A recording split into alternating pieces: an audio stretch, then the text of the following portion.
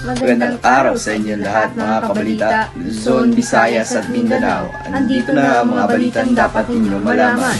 Mula sa bulwagang pambalitaan, Radyo Buhay. Nandito muli ang tagapaghatid balita at inyong lingkod saan man sa Pilipinas. Harold Magsino at Monique Pedernal. Ito ang HFM 102.5 sa programang Impormasyon Ko, I-Flex Ko. Magandang araw sa iyo lahat mga kabalita at magandang umaga din sa iyo partner. Magandang umaga din partner, anong latest? Alam mo partner, galing ako kahapon sa palengke. Nako, sobrang mamahal ng bilihin. Speaking of mahal, kapansin-pansin ngayon ang pagtaas ng bilihin tulad na lang ng mga gulay na talaga namang umaapaw ang presyo. Sa kadahilanan ito, maraming mamimili ang dumadaing dahil mabigat ito sa bulsa.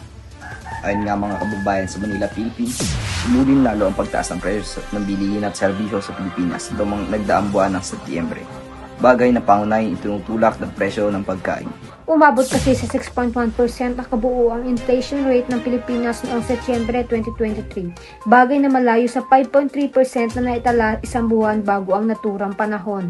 Siguro nga ang pagtaas ng presyo ay dulot ng pagtaas ng mga gastos sa produksyon, pagtaas ng mga kita ng mga gagawa, pagbabago ng supply at demand ng mga produkto, pagbabago sa pandaigdigang merkado at mga patakaran ng gobyerno. Tunay nga na malaki ang epekto ng pagtaas ng presyo ng mga bilihin sapagkat maaaring magdulot ng pangamba sa ekonomiya at pamumuhay ng mga tao. Maaaring magsisulta ito sa pagbawas ng kapasidad ng mga tao na bumili ng mga pangunahing pangangailangan at iba pang mga luho. Maaaring magkaroon din ito ng epekto sa antas ng inflation at kabuuang kalagayan ng ekonomiya. Ay nako, kung ako lang ang tatanungin ng pagsuporta sa pagsaka at produksyon ay makakatulong sa pagbaba ng bilihin tulad na lang nagbibigay ng insentibo, tulong sa pagsasaka, modernisasyon ng mga kagamitan at iba pang suportang programa upang mapalakas ang produksyon ng mga pangunahing bilihin sa loob ng bansa. Tama ka dyan partner, hay buhay parang life. Sana naman sa darating na bagong taon na umayos na ang lahat.